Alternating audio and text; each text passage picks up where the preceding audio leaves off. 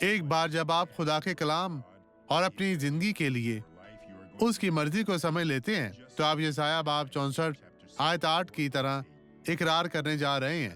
لیکن یہ آیت اس طرح ہے جو میرے خیال میں ہمارے لیے اس کا مطالعہ کرنا بہت اہم ہے اور یہ بہت ہی خوبصورت ہے۔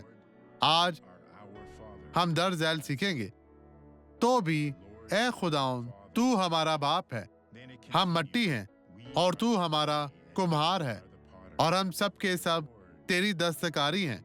آپ کسی کو بدصورت کیوں کہیں گے یا کسی پر ظلم کریں ان کی جلد کے رنگ یا ان کی جنس کی وجہ سے نہیں، یسوع کے ساتھ مضبوطی سے کھڑے رہیں اور آپ اپنی پوری زندگی کے لیے ایک بہت ہی بابرکت شخص بنیں گے۔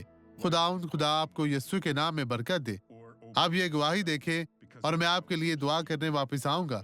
دیکھیں کہ اس شخص نے کیسے ہماری عبادت میں برکت پائے، کیونکہ اس کا ایمان تھا اور اسی سبب سے اس نے اپنی برکت خداوند سے پائی۔ مسیح میں آپ کی سلامتی ہو۔ آپ یہ گواہی دیکھیں۔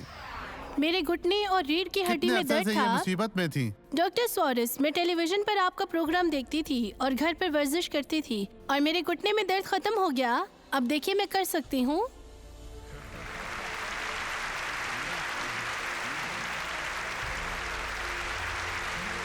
اب آپ ٹھیک ہو چکی ہیں میری بہن۔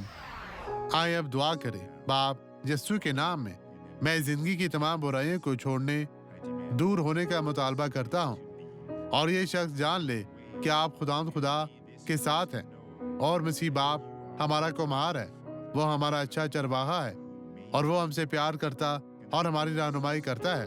خدا آپ کو برکت دے۔ اب آپ یسوع کے نام میں آزاد ہیں۔ خدا آپ کو برکت دے، نجات دے۔